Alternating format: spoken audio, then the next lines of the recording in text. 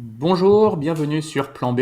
Vous avez accès à tous nos contenus sur le site www.planb.info avec un S à plan.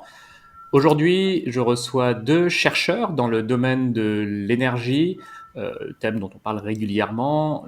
Un épisode récent où on a parlé d'énergie, c'est avec Philippe Gauthier et Vincent Maillard sur les contraintes en approvisionnement en matériaux pour réaliser la transition énergétique. Et plus récemment, sur un autre thème, on a parlé avec Dorothée Moisan de plastique. Alors c'est moins lié au sujet du jour, même si tout est lié. Aujourd'hui, je reçois donc Louis Delannoy. Bonjour Louis. Bonjour Cyrus et bonjour à toutes celles et ceux qui vont écouter. Tu es déjà venu sur Plan B pour nous parler de TRE, taux de retour énergétique, also Mhm. known as EROI, Energy Return on Investment, pour présenter une étude que tu as publiée il y a plus d'un an sur le fait que, avec le taux de retour énergétique qui diminue, l'industrie pétrolière et gazière va consommer de plus en plus d'énergie juste pour produire de l'énergie et que les enjeux sont assez colossaux de ce point de vue. Aujourd'hui, on va parler. Alors, d'abord, tu es chercheur. Tu étais chercheur à l'INRIA, on va Oui, dire dans le domaine des crises systémiques, y compris sur le sujet oui, énergétique. Et tu as récemment rejoint le Stockholm Resilience Center, donc ce même centre de recherche qui publie les fameuses études sur les limites planétaires, c'est ça. qui ne seront pas ton sujet au Stockholm Resilience Center, mais tu vas continuer à travailler sur les enjeux de crise multifactorielle, on va dire. Je reçois également Pierre Jacques. Bonjour Pierre. Bonjour.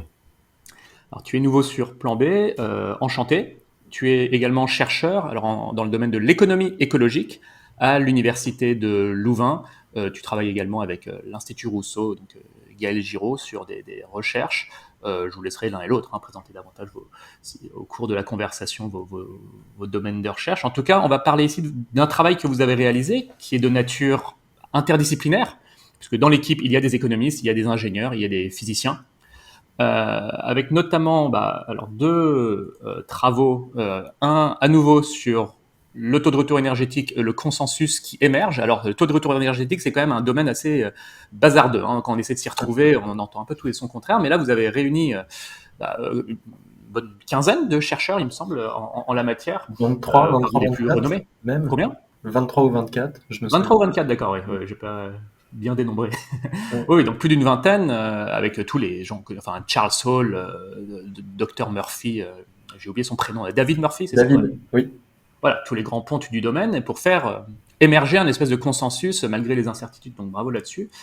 Avant cela, on va parler d'un autre papier que vous avez récemment publié. En gros, au vu du contexte macroéconomique dans lequel nous sommes, les investissements nécessaires, l'inflation, etc., réaliser une transition énergétique avec succès, ça s'apparenterait quasiment à entrer dans une économie de guerre. Alors, sans forcément s'entretuer les uns les autres, mais ça s'apparente à une économie de guerre, et vous allez nous l'expliquer. Cela fait d'ailleurs écho à une intervention récente de François Ruffin qui tenait le même propos sur, pour sauver le climat, en gros, il faut entrer en économie de guerre climatique. Lequel de vous deux je laisse démarrer? Peut-être Louis, si tu démarres sur un peu quelques enseignements de cette étude dont on va mettre le lien évidemment dans la description. Ouais, bah, tout à fait. Euh, bah, première chose à savoir, c'est que c'est une étude déjà qui a été faite avec 6 personnes au total. Donc il y a Pierre, Baptiste, Andrieux du Shift, il y a Antoine Gaudin de Vrigny-Ilmaz de l'Agence française du développement que tu as mentionné. Euh, et il y a aussi Hervé Jeanmar, qui est un professeur donc à l'Université catholique de Louvain, plutôt spécialiste des questions énergétiques.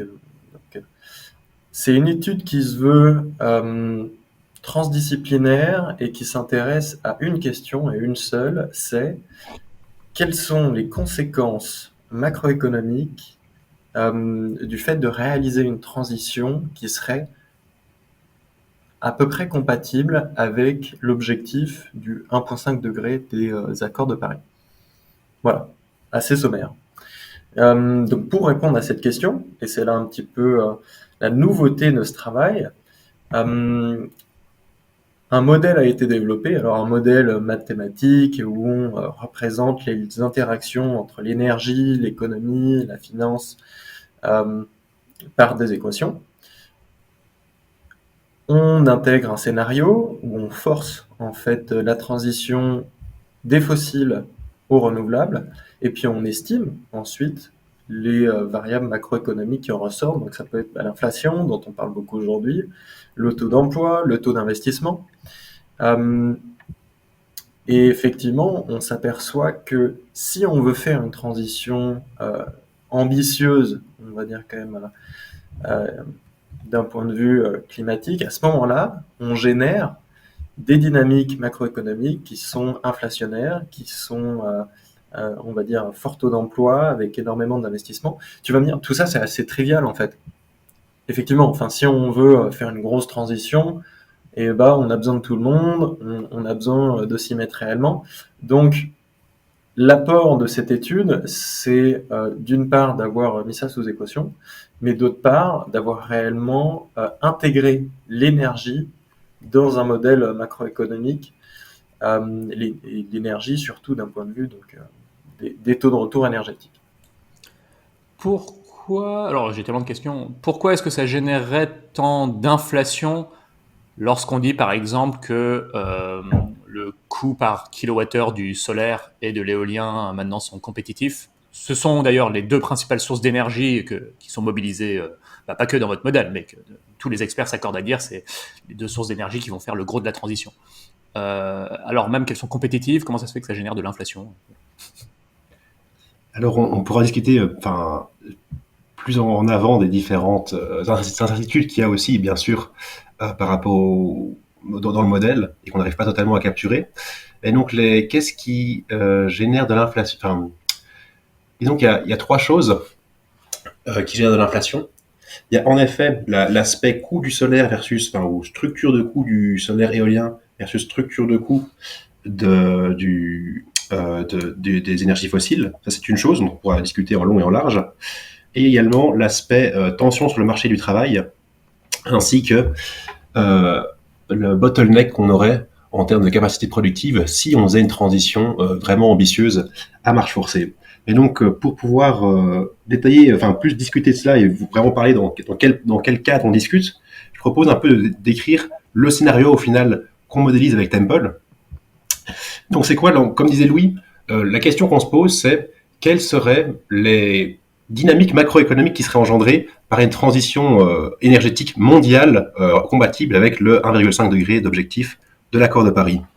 Donc, en fait, on n'a pas commencé à modéliser la transition de la France individuellement ou juste de l'Europe individuellement, mais vraiment, si on prenait le système monde de manière un peu simplifiée comme un seul système, comme un seul pays, on n'a pas la différence entre les différents continents ou pays, eh bien, si on faisait tous les pays ensemble de manière plus ou moins coordonnée une transition à marche forcée, quelle serait la dynamique qui serait engendrée pour pouvoir atteindre les net zéro émissions en 2050. Et donc pour faire, et en fait on se situe dans les simulations qu'on a faites, c'est important à préciser, on se situe dans un cadre où l'économie mondiale continuerait à croître, on aurait une croissance de en moyenne 3% par an jusque 2050-2060, et on modélise pas ce qui se passe après la fin de la transition. Et il faut aussi savoir que donc il y a différentes hypothèses qui sont prises, et généralement on a un peu, vu que c'est un modèle, il faut simplifier pour uniquement faire poser des hypothèses sur certains éléments pour juste cibler ce qui nous intéresse et juste discuter de l'aspect qui nous intéresse dans la transition. Donc en fait, ici on a supposé donc un scénario dans une économie en relativement forte croissance, avec où on fait une transition uniquement vers le solaire et l'éolien. Donc on ne considère pas les autres énergies, le nucléaire, on pourrait discuter de l'impact du nucléaire, ou la biomasse ou autre, donc c'est assez simplifié, même si il y a un consensus dans la littérature pour dire que dans un système mondial décarboné, un système énergétique décarboné, le solaire et l'éolien feraient clairement plus de 50% du mix, voire une très très large majorité du mix. Il y a différentes possibilités, mais même si on prenait le nucléaire ferait grand maximum 25%, si on imagine un scénario ultra nucléarisé, du mix énergétique mondial.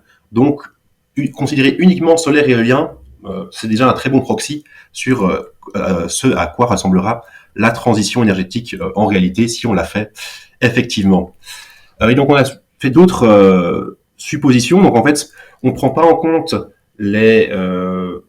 fait, on considère tout ce qui se passe au sein du système énergétique. on ne va pas regarder en fait la difficulté qu'on a à électrifier les usages. Donc on considère ce qui se passe quand on change les moyens de production de l'énergie, donc on passe des énergies fossiles aux énergies renouvelables, mais on considère en fait que le reste, tout ce qui est en bas de chaîne, suit relativement bien. Donc on ne va pas étudier les difficultés qu'on aurait à passer aux voitures électriques quand on électrifie le système, ou les difficultés qu'on aura à électrifier certains processus industriels. On imagine que tout ça coule assez facilement, ce qui est très optimiste, bien entendu. On suppose aussi que que les infrastructures énergétiques renouvelables sont très socialement acceptées, donc on n'a pas de difficulté à les déployer non plus, et que ça ne retarde pas la transition, ce qui est de nouveau assez optimiste. Et on ne considère pas tout ce qui est impact climatique, donc vu que c'est un scénario qui est compatible avec 1,5 degré de réchauffement, les impacts seraient moindres que dans les scénarios les plus catastrophiques du GIEC, même s'il y aurait quand même des impacts importants, on les connaît déjà aujourd'hui, mais on ne modélise pas leurs impacts sur l'économie. Donc c'est à économie qui va, constante, en tout cas à économie sans dommages climatiques, à quoi ressembleraient les conséquences de la transition, les dynamiques qui accompagnent la transition. Et ensuite, il y a tout l'aspect minéraux, l'aspect coût énergétique d'extraction des métaux. On pourrait revenir, mais qui n'est pas totalement incorporé dans notre périmètre, et c'est évidemment un point qui est extrêmement important. On va y revenir.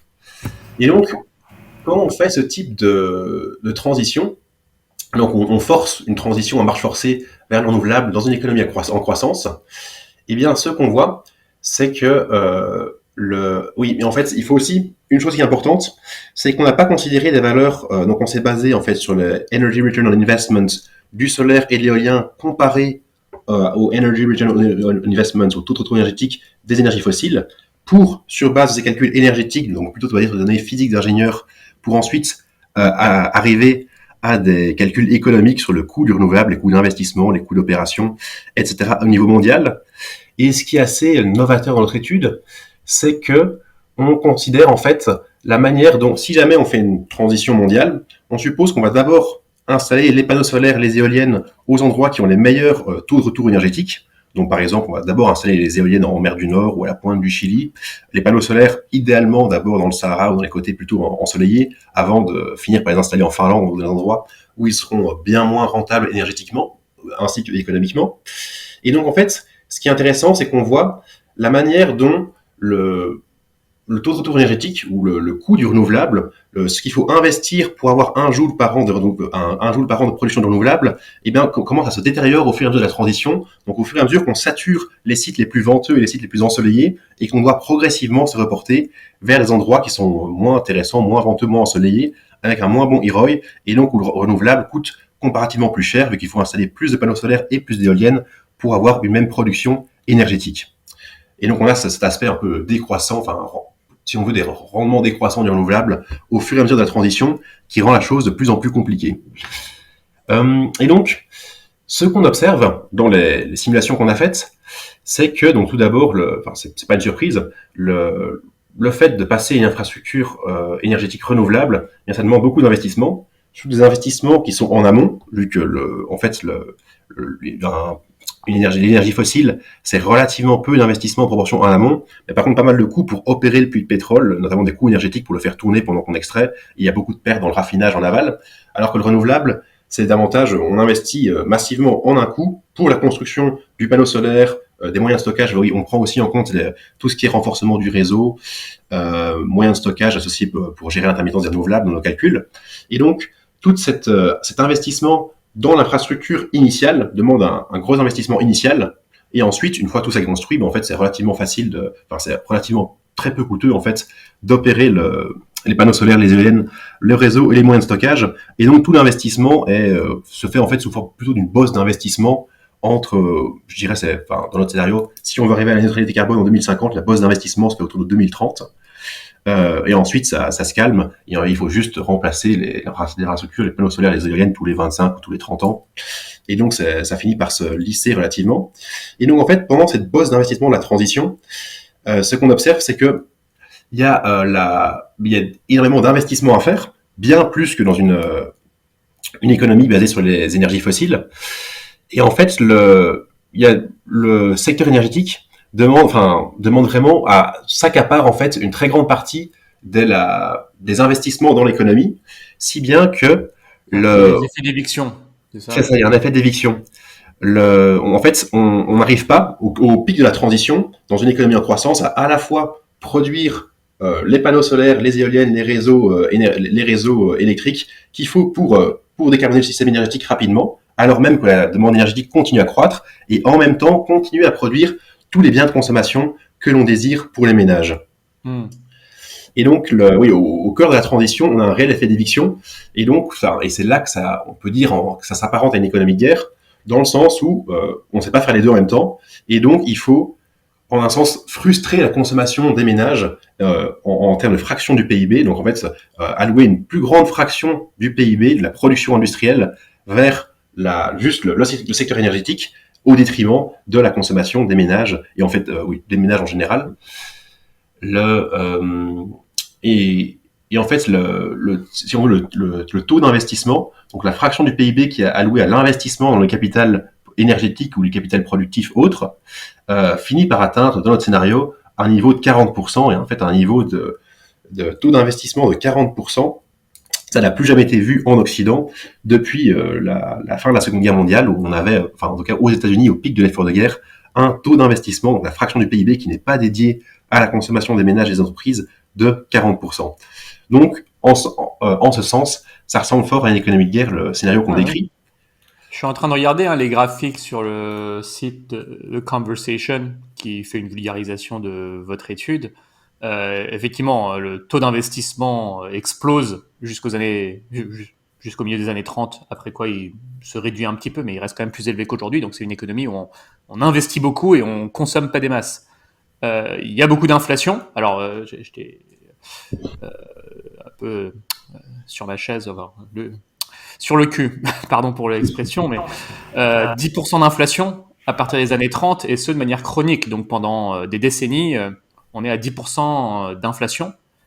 Un taux d'emploi très élevé aussi, c'est-à-dire tout le monde bosse, tout le monde bosse. Même on a besoin des jeunes, des moins jeunes. Enfin, vraiment le taux d'emploi explose.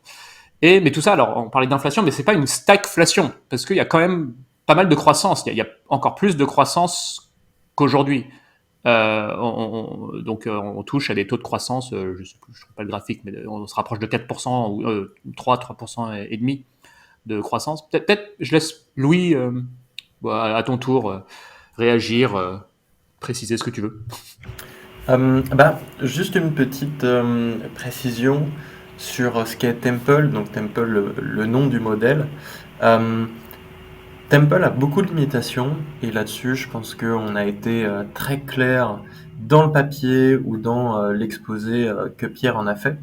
Mais il a aussi un côté novateur dans le sens où c'est le premier modèle qu'on appelle stock flux cohérent, euh, qui est un type de modèle macroéconomique où on a une structure en fait comptable qui permet de retracer les transactions financières entre les différents acteurs qui font l'économie, euh, qui intègre l'IROI en se basant sur des données qui sont calculées, on va dire, à un niveau déjà local et puis ensuite qui sont retravaillées au niveau global, donc des données qu'on appelle bottom-up, qui sont en fait, qu'on estime en tout cas plus robustes que simplement des données très agrégées, assez simplistes au niveau global. Euh, il y a des limitations, mais il y a aussi des nouveautés. On peut aussi ajouter que tout ce que sont les modèles SFC, c'est des modèles qui se placent dans une école de pensée qui s'appelle le post-keynésianisme, qui n'est pas une école de pensée dominante. L'école de pensée dominante, bon, c'est celle, on va dire, plutôt néoclassique, qu'on va retrouver dans différents cercles dont on ne fait pas partie. On se retrouve en tout cas pas dans le néoclassicisme. Ça, je pense que faut vraiment être très clair là-dessus. Le post-keynésianisme, ça reste même si, on va dire, il y a quand même des post-keynésiens en France très talentueux euh, et qui font énormément de choses. Je pense à Jean-François Ponceau à Grenoble, à Éric Baird à Bordeaux, euh, enfin plein d'autres. Franchement, on est assez chanceux en termes de pays d'avoir autant de post-keynésiens comme ça. Euh, mais voilà, c'est pas un modèle macroéconomique qui fait consensus. Ça, il faut bien le souligner. On se place dans une école de pensée et comme toujours avec la science économique, je pense qu'il faut le préciser, il faut être ouvert là-dessus. Je reviens maintenant sur ce que tu as dit, ou alors je vais plutôt essayer de compléter parce qu'effectivement, on obtient donc des taux de croissance en forçant cette transition et on s'est aussi interrogé sur qu'est-ce qu'il adviendrait si on forçait en fait la transition, mais en réduisant d'une certaine manière, que Pierre détaillera ensuite, la croissance que peut avoir l'économie. En gros, si on contraint l'économie à grandir moins vite, qu'est-ce qui se passe au niveau de la transition? Et ce qui est très intéressant ici, c'est qu'on observe que les dynamiques inflationnaires sont réduites si l'économie est en moindre croissance. Donc en fait que la transition serait peut-être plus acceptable socialement et serait même peut-être facilitée si nous, en tant qu'économie, on se mettait d'accord pour, on va dire, essayer de grandir dans des proportions plus raisonnables. Ce qui ouvre en fait la porte à d'autres types de questions sur qu'est-ce qui se passe si on décidait de produire et de consommer moins. Donc on arrive là dans des scénarios de post-croissance. Est-ce que ça faciliterait la transition? Alors Temple n'est pas un modèle qui a été designé pour répondre à ce type de questions, la décroissance. Là, il faudrait passer sur d'autres types de modèles. Ça fait du boulot, c'est bien des nouvelles questions de recherche. Et c'est ce qui nous préoccupe aussi avec Pierre. Mais voilà, c'est pas une question à laquelle on répond, celle de la décroissance dans Temple. Et en fait, qu'est-ce que j'allais dire? Oui, en termes de donc Temple, enfin comme dit Louis, c'est pas un modèle décroissant. Par contre, on peut discuter, enfin qu'est-ce qui se passe en termes de, enfin à quel point en fait le taux, enfin la croissance de l'économie, une économie qui croît fort ou pas, c'est un atout pour la transition ou au contraire ce serait un handicap. Donc je suis pas sûr qu'on puisse en tant que société décider de croître plus vite ou moins vite, enfin sauf si on décide vraiment d'avoir une voie radicale décroissante, ça c'est autre chose. Mais en tout cas, dans Temple, on a juste dit si en fait il y a une capacité, enfin les investisseurs sont plus frileux par rapport à l'investissement pour différentes raisons. Par exemple, si jamais il y a des dommages climatiques ou qu'ils sont juste refroidis par tous les effets adverses de transition, s'ils investissent juste moins dans la nouvelle capacité productive, mais qui enfin en quelque sorte, il y a moins d'investissement, une économie un peu moins dynamique. Et en fait, comment se comporte l'économie? Quelles sont les dynamiques qui émergent dans ce cas-là? Et en fait, ce qui est intéressant, c'est qu'il y a en fait, plus ou moins de croissance sur la transition énergétique, ça a deux effets contraires. Alors, d'une part, si on a une économie qui est en plus forte croissance, eh bien, on a plus de capital productif, on produit plus de nouvelles capacités productives, et donc, on a plus de, si on veut, on a plus d'usines pour produire davantage de panneaux solaires et d'éoliennes, et donc on a une plus grande force de frappe pour faire une transition rapide. Et d'autre part, si jamais on croît plus rapidement, on a aussi la consommation énergétique de l'économie qui croît plus rapidement. Et à savoir qu'on a pris en compte, bien sûr, dans le modèle, les projections, en tout cas les plus à jour de l'évolution de l'efficacité énergétique de l'économie, y compris en prenant en compte l'électrification, l'électrification qui amène des gains d'efficacité énergétique significatifs. Et en fait, ce qu'on observe, c'est que malgré le fait qu'on a des gains en efficacité énergétique significatifs, eh bien en fait, le surplus de consommation énergétique lié à la croissance, du fait que l'IROI et les renouvelables se détériorent au fur et à mesure de la transition, qu'on a les meilleurs sites sont saturés, donc on doit, en fin de transition, les dernières éoliennes et les derniers panneaux solaires qu'on doit installer sont sur des sites qui sont plus si intéressants que ça. Et bien tout cela fait que une plus forte croissance économique est en fait un handicap pour la transition. On a plus d'inflation, on a plus un taux d'emploi qui est encore plus délirant, avec une plus grosse croissance économique qu'avec une plus faible croissance économique. Et donc, en fait, on pouvait discuter avec le modèle juste de taux de croissance qui varie entre 3-4% et 1-2%, et on voit qu'en fait, 1-2%, c'est largement préférable, en fait, juste pas tellement en termes de style de vie ou de sobriété, ou même d'impact écologique, vu qu'ici, dans tous les scénarios, on fait la transition, mais purement pour des variables économiques et des standards tels que inflation, taux d'investissement, etc., eh bien, dans ce cas-là, dans le contexte de la transition, peu de croissance est préférable, ce qui est assez intéressant. Vu que c'est pas les arguments également qu'on utilise. Cyrus, je pense que tu as plein de questions, donc n'hésite pas à nous bombarder un peu. Je suis alors intuitivement comment dire, surpris par les ordres de grandeur de la proportion, que ce soit de la population active ou des investissements à mobiliser pour réaliser la transition. Enfin, ça fait une grosse part de l'économie. Donc c'est quoi, enfin, qu'est-ce qui mobilise autant de monde? Parce que bon, là le secteur énergétique aujourd'hui emploie quelques pourcentages, quelques pourcents de la population mondiale. Bon, voilà, c'est pas des dizaines de pourcents. Et là, dans votre modèle, on voit que c'est, enfin voilà, rien que le taux d'emploi bondit de, je sais pas, 20 points de pourcentage. Alors, je l'ai plus dans les yeux, mais attends, disons de bons trucs. Donc, par exemple, le taux d'emploi passerait, donc le taux d'emploi dans l'économie, quoi. Voilà. Alors attention, environ 45% aujourd'hui à 65% demain. Donc c'est quand même 20 points de pourcentage supplémentaire de population à mobiliser pour faire la transition énergétique. Alors autant, bon, si on est en guerre, effectivement, faut des soldats, faut toute une industrie, faut construire des avions, tout ça. Là, bon, qu'est-ce qui mobilise autant de monde?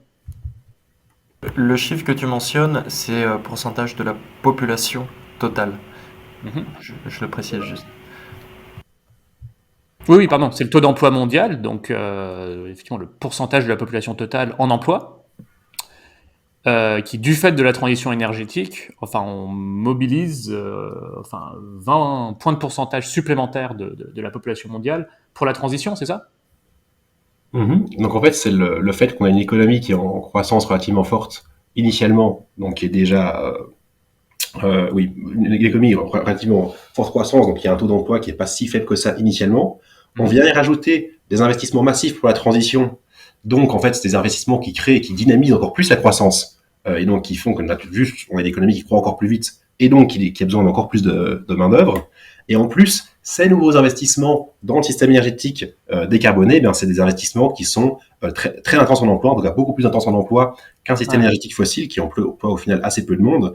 Et donc, c'est cette combinaison entre croissance économique qui est plus forte et intensité d'emploi qui est plus forte également, qui fait que le taux d'emploi dans l'économie augmente énormément. Après, il faut dire que ici, on a un ordre de grandeur, mais il y a des très grosses incertitudes sur le taux d'emploi qu'on obtiendrait réellement.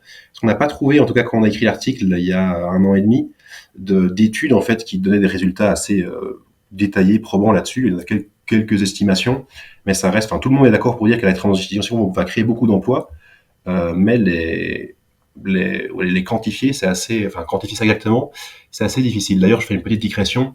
C'est intéressant de voir les études qui parlent donc, à la fois, on était tous d'accord pour dire que la transition va créer beaucoup d'emplois. Combien exactement, c'est assez difficile à dire. Et tout le monde est d'accord, beaucoup de gens sont d'accord pour dire que tout ce qui est les aspects d'intelligence artificielle vont aussi détruire beaucoup d'emplois. Par contre, quand on regarde la littérature scientifique sur les emplois menacés par l'intelligence artificielle, on a un range qui va de 10% à 90%. Donc en fait, on n'a aucune idée de l'emploi qu'on aura demain dans l'économie en combinant ces aspects. Ouais. Non, oui, j'imagine, c'est toute chose égale par ailleurs. C'est-à-dire, on ne peut pas tout. Enfin, oui, non. Mais c'est intéressant qu'en fait, c'est une question, c'est de l'incertitude. En fait, on n'a aucune idée de à quoi ressemblera le marché de l'emploi demain. Non, tout à fait. Ces emplois, c'est quoi? C'est dans l'industrie. Alors, je sais pas si ça va dans cette maille-là, mais c'est dans l'industrie de fabrication et d'installation de panneaux solaires et d'éoliennes. C'est aussi dans le domaine de l'électrification. Enfin, qu'est-ce qui mobilise une telle force de travail où on est de l'ordre d'un milliard d'habitants sur Terre, quoi, ou des centaines de millions d'habitants qui seraient mobilisés pour réaliser cette transition. C'est ça, c'est le fait de devoir construire une nouvelle infrastructure énergétique pour la planète entière en un temps record, qui est pas un temps, je dirais, pas un temps habituel pour une transition. C'est du jamais vu. Comme on le disait, non seulement il faut construire l'infrastructure, alors que pour transformer le système énergétique, alors que sa taille continue à croître, en tout cas que la demande énergétique continue à croître en même temps. Donc c'est pas juste décarboner, c'est à la fois le faire grandir. En plus, et aussi, bien sûr, c'est pas tellement compris dans l'étude, mais donc si jamais on considère qu'on est un peu trop, qu'on exagère un peu en termes d'emploi, il faut savoir que nous, on a pris surtout en compte l'aspect système énergétique, et donc en parallèle, Ce qui est sûr qu'il va aussi faire gonfler les nombres, c'est tout ce qui est rénovation énergétique des bâtiments, en tout cas en Europe, et tous les autres aspects de la transition, donc aussi la transition agricole, etc., qui risquent d'être aussi intenses en emploi. Et puis bon, j'essaie de voir aussi comment ça s'incarne dans des réalités un peu quotidiennes, mais que euh, l'Afrique, dans ce modèle, ferait beaucoup de croissance. Enfin, ce serait une sorte de nouvelle Asie. J'essaie d'imaginer comment ça s'incarne après. Beaucoup de jeunes Africains qui aujourd'hui sont des enfants seraient demain en emploi pour installer aussi cette infrastructure, parce qu'il y a toute une force de travail qui arrive aussi en Afrique. Et que, effectivement, c'est aussi une transition. On ne fait pas que décarboner, c'est aussi ça entraîne une croissance et ça entraîne un accès à l'énergie d'un continent qui aujourd'hui en est plutôt privé, dont la consommation est très basse. Et j'imagine que ce genre de choses joue aussi, quoi, d'arracher des gens aussi de la précarité énergétique, d'entraîner de la croissance dans ces régions-là. Ce qui, pour le coup, est plutôt positif. Mhm. Oui, après, c'est vrai qu'il y a une vraie question en termes démographiques. Si jamais on fait cette, enfin, on dit pas que la transition va se passer comme ça, mais dans un tel scénario, oui, il y a un tel besoin en emploi que la main-d'œuvre demain viendra d'Afrique, donc il y a un vrai enjeu il y a aussi des aspects un peu migratoires. Enfin, il faudrait avoir plein de travailleurs détachés africains qui viennent installer des panneaux solaires et des éoliennes un peu dans le reste du monde, où on aura moins de main-d'œuvre. Donc ça pose des questions assez énormes en termes démographiques et en termes de mouvement de population et comment tout ça structure. Et moi, je parlais aussi sur le continent africain même, c'est-à-dire, Aussi. enfin, j'imagine aussi pour faire 3-4% de croissance mondialement, à un moment, ça veut dire que, enfin, c'est pas l'Europe qui va faire cette croissance forcément, quoi. Parce qu'on est déjà en croissance très faible.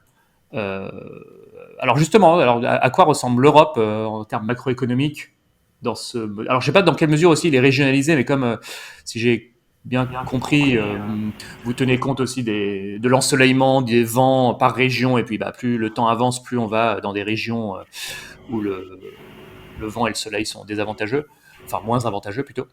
Donc dans quelle mesure tous ces résultats assez macro sont Bon, régionalisés, voilà.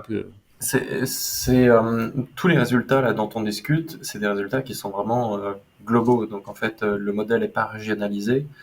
On va dire ce dont on parlait au niveau donc des courbes d'Iroy,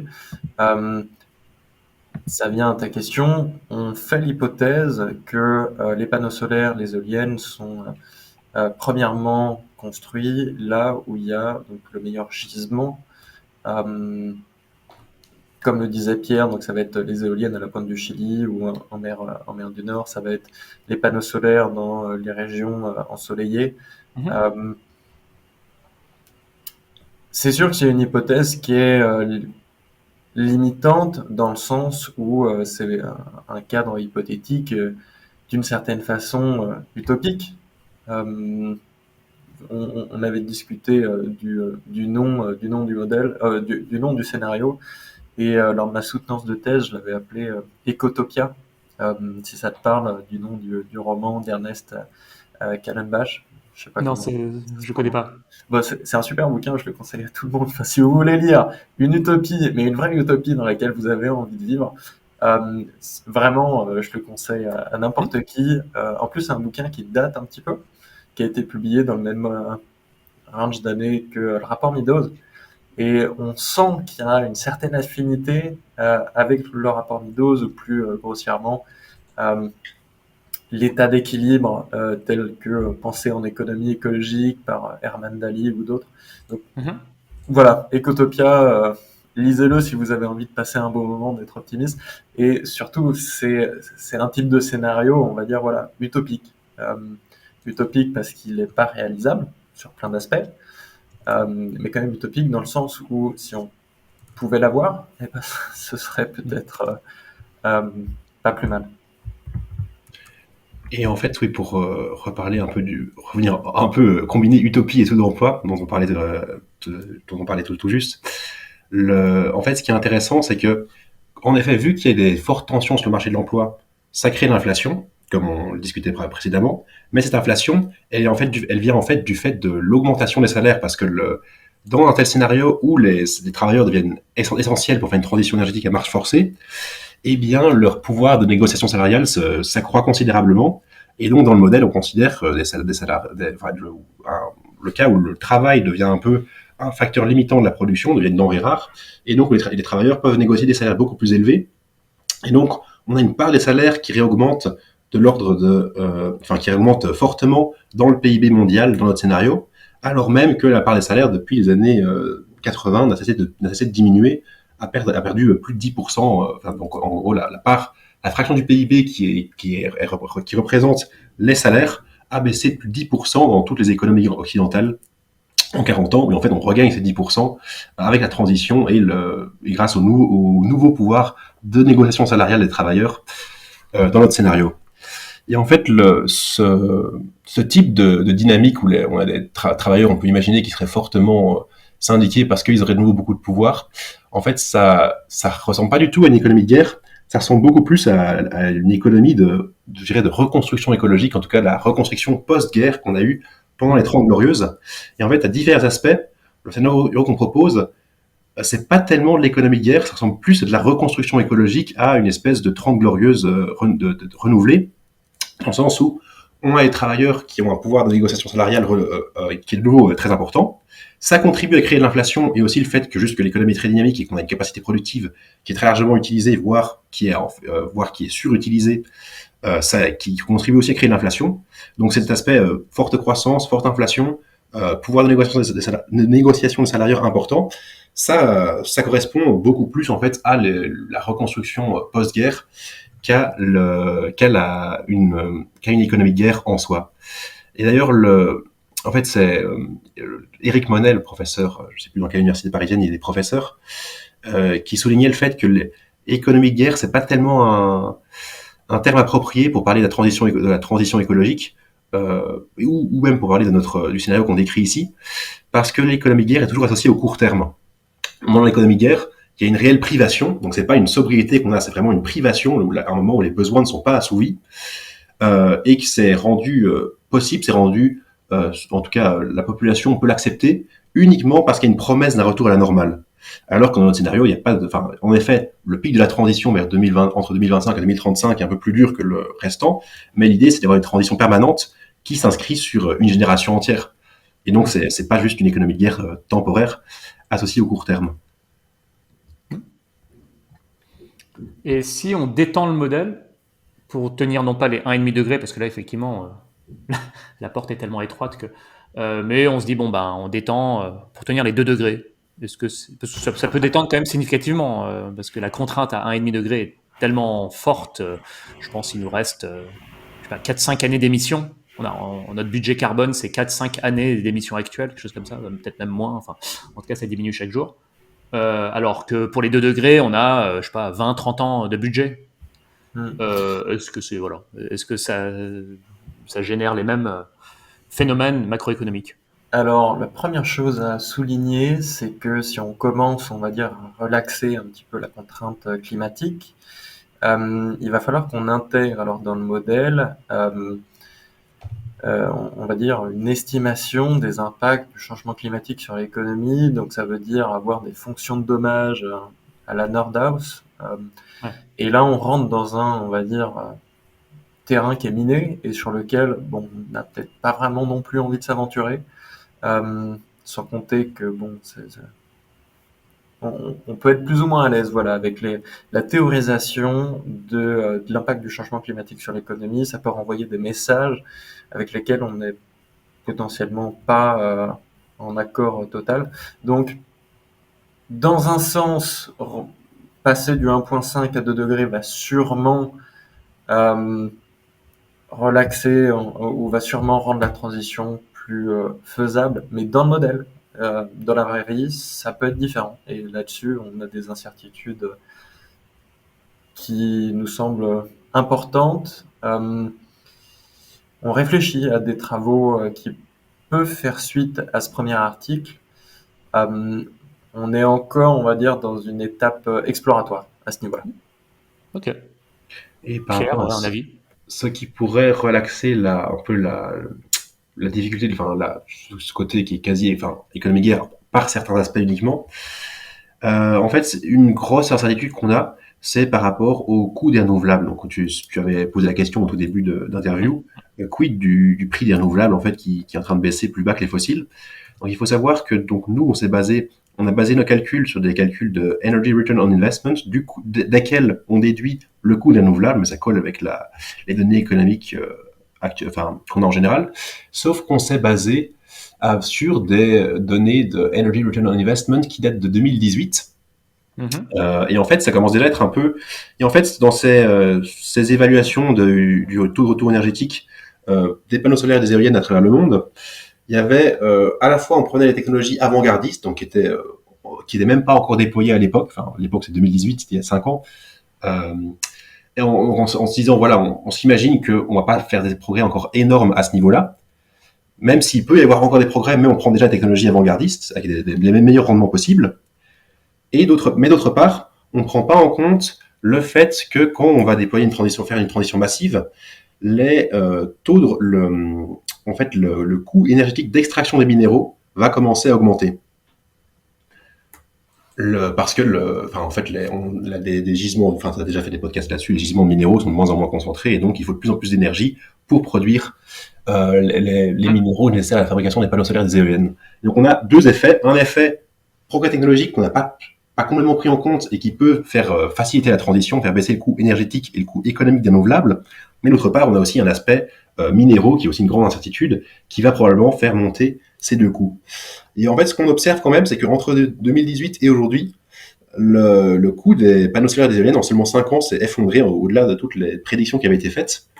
Donc, si on basait sur les coûts actuels, si on refaisait en fait l'étude aujourd'hui avec les données de 2023, ce qu'on va peut-être faire, ce serait déjà moins difficile. En tout cas, on gagnerait beaucoup, vraiment beaucoup en termes de transition. Je pense qu'on pourrait enlever 30% au lieu d'avoir, j'en ai pas fait les calculs, mais de tête comme ça, j'ai l'impression que le taux d'investissement qui est 40% au pic de la transition pourrait être à 20-30%. Plutôt à 30%, plutôt à 35% qu'à 40%, voire entre 30-35%. Donc là où, au final, on se rapproche d'une économie qui est déjà un peu plus normale. Il faudrait refaire les calculs, mais sachant qu'il reste quand même l'incertitude sur le taux de retour énergétique des minéraux, enfin le coût d'extraction énergétique des minéraux, qui lui pourrait augmenter beaucoup. Mais en tout cas, je dirais que dans les domaines de tous les gens qui s'intéressent à la transition, on est quand même tous vraiment extrêmement surpris par les progrès vraiment assez incroyables qu'on fait en termes de massification et de baisse du coût du renouvelable. Et ça donne quand même espoir à ce niveau-là. Oui, je pense que le coût du solaire a été divisé par, 5 ou 10 depuis 10 ans, et certains estiment qu'il y a encore de la marge pour le diviser par 4 d'ici 2050. Donc, alors que pour l'éolien, peut-être qu'on arrive un peu à un plancher, ou alors du moins le gros des économies est peut-être derrière nous. Et aussi, là on voit pendant cette crise énergétique aussi que l'éolien souffre un peu, alors que le solaire tient plutôt bien pendant la crise actuelle. Là, aux dernières nouvelles que j'ai pu voir, après l'avenir est très incertain. Chouette. Est-ce que vous voulez passer à votre étude sur le consensus émergent sur l'IROI, qui d'ailleurs, peut-être empêchera pas de reparler un petit peu de l'étude sur l'économie de guerre, mais je voulais quand même qu'on en parle un petit peu, si ça vous va. Ouais, alors on peut peut-être juste préciser un truc. Ouais, vas-y, ouais. Notamment sur le découplage du modèle, parce que je pense que c'est une question qui va revenir sinon assez fréquemment. Oui, c'est vrai. On n'a pas prononcé ce terme encore de découplage, oui. J'aurais dû. Donc, je t'en prie, vas-y, ouais. Pierre, est-ce qu'on considère le découplage dans notre modèle ? Est-ce qu'on considère le découplage ?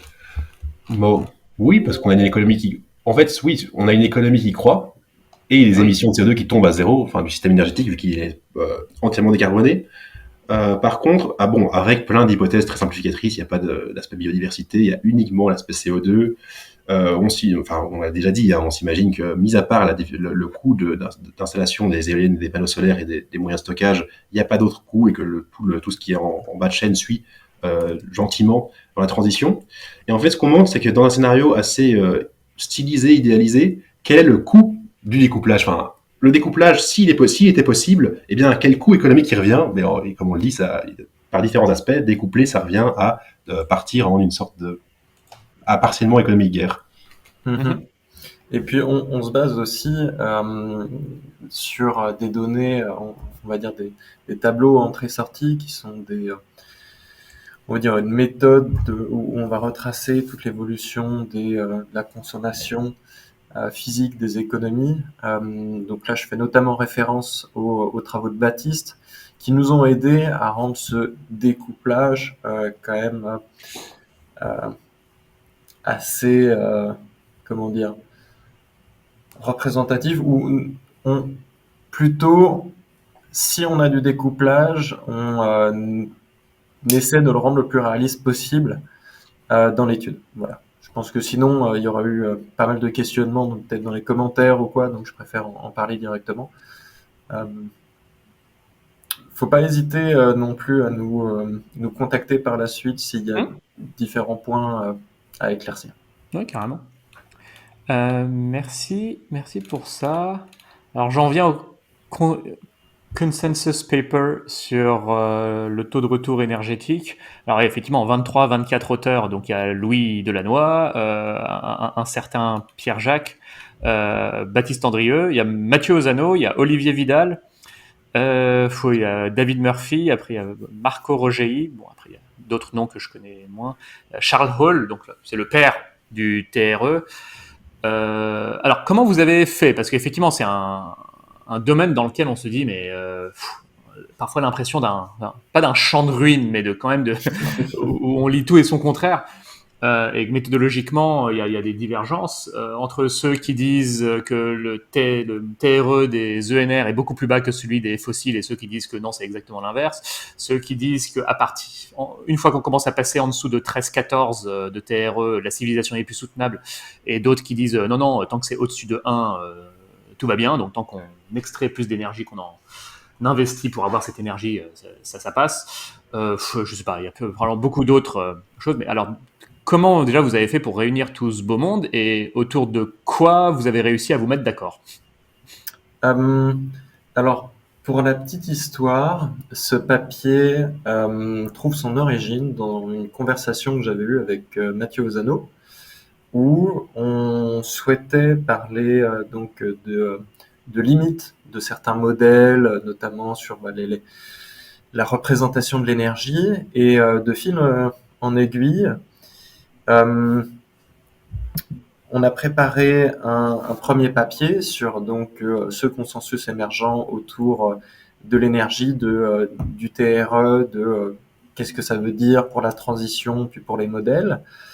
On l'a partagé à donc un premier cercle, un deuxième cercle de co-auteurs pour essayer de l'agrémenter. En fait, ça a pris presque 1 an à arriver à on va dire un format ou une version finale, avec énormément de modifications. Alors, même plus d'1 an, en fait, je dis 1 an et demi. Parce que bon, 23 ou 24, là, ça fait beaucoup de monde. Surtout, comme tu le disais, Leroy, bon voilà, il y a pas mal de personnes qui vont en parler sous différents aspects. Il y a toujours beaucoup de bruit autour de ça. C'était important pour nous de revenir d'une part sur l'évolution du débat autour de cet indicateur, aussi de ce qu'il voulait dire pour la transition, mais encore plus important, c'est quel est le lien, quel est vraiment l'apport de Leroy pour les modèles dits d'évaluation intégrée, qui sont en fait les modèles utilisés par majoritairement le groupe 3 du GIEC. Donc c'était un gros travail de mettre tout le monde, on va dire, de faire travailler tout le monde, d'avoir, on va dire, énormément de commentaires et de les traiter un à un, d'arriver vraiment des phrases qui font consensus entre nous. On va dire que les personnes qui sont sur le papier représentent une bonne fraction de la communauté scientifique, enfin, en tout cas majoritairement. Je pense que c'est représentatif de la communauté. Par contre, comme tu le dis, il y a quand même des interrogations méthodologiques qui demeurent toujours. Il faut aussi préciser de quel type d'IROI on va parler, à quelle frontière, quel flux énergétique on prend. Enfin, il y a énormément d'hypothèses. Et finalement, le taux de retour énergétique, c'est un indicateur qui a connu pas mal d'entrains au début, ensuite beaucoup, on va dire, de propos qui étaient trop simplistes. On arrive aujourd'hui à une meilleure compréhension et je pense qu'il faut encore dépasser ce stade-là, dans le sens qu'est-ce que cet indicateur peut vraiment dire, quelles sont ses limites et vers quoi il faut se tourner ensuite pour, on va dire, améliorer notre compréhension de la transition énergétique. Je n'avais lu qu'une version intermédiaire de l'étude. Je ne sais pas dans quelle mesure ça a évolué depuis, mais tu m'avais gentiment passé une version intermédiaire.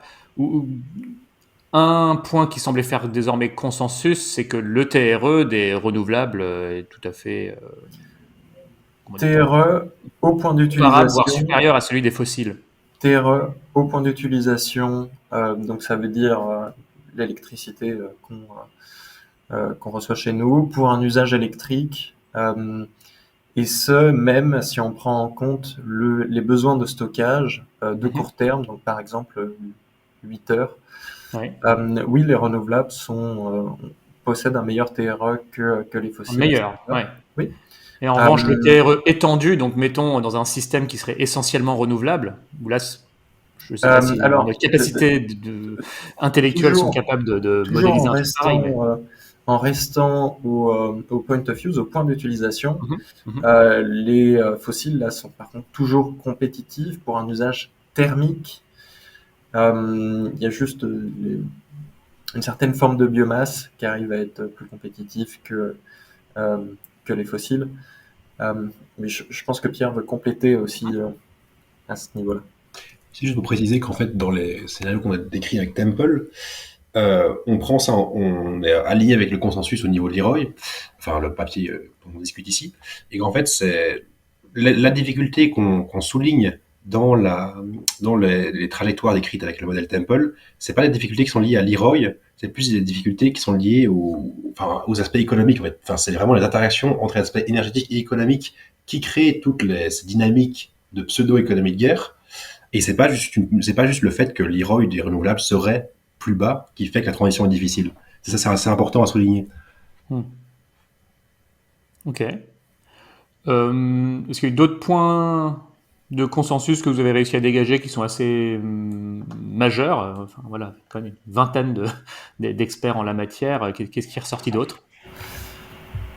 On va dire que ce qui est le plus intéressant de ce papier, c'est que les modèles d'évaluation intégrés aujourd'hui vont avoir tendance à être imprécis lorsqu'il s'agit de modéliser le secteur énergétique, et surtout qu'ils vont représenter, encore une fois de façon simplifiée et avec des théories avec lesquelles on n'est pas vraiment d'accord, le lien entre énergie et économie. C'est-à-dire que les interactions du système énergétique sur le système économique sont là pour certains, mais vont être pas assez puissantes ou être un petit peu faibles. Voilà. Je ne vais pas rentrer dans le cœur du sujet. Je pense que le papier, on va dire, fait une bonne synthèse en prenant des exemples de ces modèles d'évaluation intégrés, en regardant qu'est-ce qui va moins bien. Sur, on va dire, l'énergie, ça c'est quand même le point principal du papier, à savoir que ces modèles sont, on va dire, ont été énormément décriés ces dernières années, donc modèles et scénarios. Il y a des points d'amélioration, ça c'est clair, et les modélisateurs en ont conscience pour avoir discuté avec certains directement. Ils sont au fait quand même des limites de leur modèle, et ils sont en train, il y a eu beaucoup de papiers en fait qui ont été publiés aussi là-dessus, là ces dernières semaines, c'est tout récent, de s'interroger sur la refonte tant des institutions du GIEC que des scénarios et des modèles. Donc on est à un point qui me semble très intéressant et qu'il va falloir suivre avec attention. Ok. Oui, effectivement, je retrouve aussi là, en reparcourant certains passages, le point qui est assez clé sur le fait que dans ce système de demain, on l'a évoqué aussi pour Temple, mais dans ce système énergétique de demain qui est quand même qui repose de manière plus importante sur des minéraux, alors donc sur les plus intensives en métaux.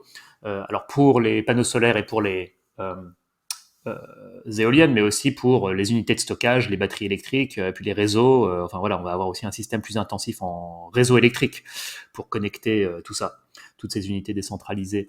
Et que il y a quand même une variable qui est assez importante, qui est la concentration de ces minerais dans la croûte terrestre diminue, donc il y a besoin de plus en plus d'énergie pour avoir ces métaux, et donc là-dessus, forcément, il va y avoir dans ce cas besoin de plus en plus d'énergie pour avoir cette même énergie à la sortie, une fois qu'on commence à taper dans les mines de moins en moins concentrées.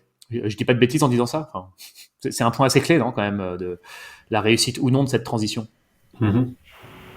Oui, alors plus pour certains métaux que d'autres. Là, j'enjoins tout le monde à regarder peut-être l'interview d'Olivier Vidal sur Urban Metabolism qui m'avait fait moi assez plaisir, parce que je pense qu'il est tout à fait juste dans ses interventions. Même ses autres travaux. Bon, je dis ça parce que on collabore aussi, donc je vends nos travaux à ce niveau-là. Mais Olivier est géologue de formation, donc il a quand même un esprit tout à fait taillé pour répondre à ces questions. Je vais mettre le lien vers son interview que je n'ai pas vu sur Metabolism of Cities, donc Oui, Olivier c'est ça. Vidal, qui est effectivement un des experts nationaux sur le sujet, qui est récemment passé sur Green Letter Club aussi, chaîne que je salue également, qui est excellente. J'en profite pour dire à ceux qui nous écoutent, abonnez-vous sur Plan B si c'est pas déjà fait. Voilà. Comme ça, je fais un peu d'autopromotion aussi. Mais oui, si vous passez par ici par hasard et que vous avez aimé, abonnez-vous pour continuer d'être que l'algorithme vous pousse nos vidéos et nos podcasts. Des mots de conclusion, messieurs. Oui, on approche de l'heure. Bon, après, les papiers sont accessibles, les liens sont dans la description YouTube ou podcast. Ouais, voilà. Bon, je vous laisse conclure librement. Vas-y, Pierre. Oui, mais ce qu'on peut en dire, c'est que, en tout cas, il y a quand même encore. Ce qui est intéressant, c'est qu'il y a beaucoup d'incertitudes sur les quantifications exactes des différents éléments liés à la transition, taux d'emploi, on va discuter, type de taux de croissance de l'économie, etc. Mais ce qui est intéressant, c'est que les différentes tendances sont assez claires. Donc, le fait que la transition, les investissements, la transition sont importants, le fait qu'il faut vraiment mobiliser, que le système énergétique va grandir en importance, et donc il faut vraiment mobiliser beaucoup d'énergie, de travail, de personnes pour travailler dessus, etc. Pour le système énergétique, donc un peu cet aspect de reconstruction écologique extrêmement, qui demande des moyens assez colossaux. Ça, je pense que c'est ce genre de tendance-là est assez, fait de plus en plus se rapproche du consensus. Mais bon, donc c'est intéressant de voir que il y a une certaine convergence autour de cette idée de à quoi ressemblerait la transition. Et après, pour moi, les aspects vraiment qui questionne, moi, c'est vraiment toutes les questions de post-croissance, décroissance. C'est là qu'il y a le plus d'interrogations qui se posent pour moi, mais surtout au niveau, je dirais, même sociétal. C'est pas de la modélisation scientifique, c'est quel choix de société on va faire à l'avenir et qui vont déterminer vraiment radicalement le type de transition qu'on aura. Louis? Lisez Ecotopia, ça fera du bien à tout le monde.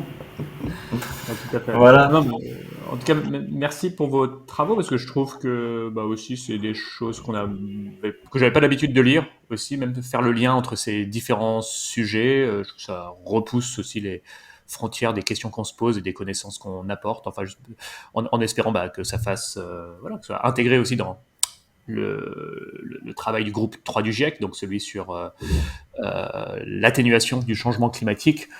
qui comporte aussi des analyses économiques, mais effectivement, je pense que les conclusions qui sont que les implications économiques, ça commence à s'apparenter à une économie de guerre, je pense que ça mérite quand même de l'attention. Merci en tout cas à tous les deux, et puis je vous dis à une prochaine fois. Merci à Avec toi plaisir. de nous avoir invités, c'était Au revoir. très sympa.